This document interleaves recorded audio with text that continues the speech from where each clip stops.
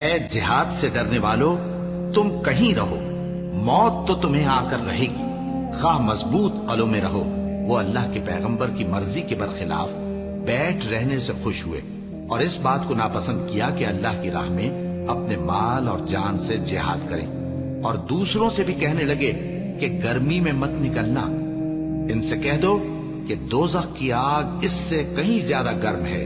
کاش یہ اس بات کو سمجھتے، اور اگر وہ نکلنے کا ارادہ کرتے تو اس کے لیے سامان تیار کرتے، لیکن اللہ نے ان کا اٹھنا اور نکلنا پسند ہی نہ کیا تو ان کو ہلنے جلنے ہی نہ دیا، اور ان سے کہہ دیا گیا کہ جہاں معذور بیٹھے ہیں تم بھی ان کے ساتھ بیٹھے رہو۔ اگر وہ تم میں شامل ہو کر نکل بھی کھڑے ہوتے تو تمہارے درمیان شرارت کرتے اور تم میں فساد ڈلوانے کی غرض سے دوڑے دوڑے پھرتے، اور تم میں ان کے جاسوس بھی ہیں، اور اللہ ظالموں کو خوب جانتا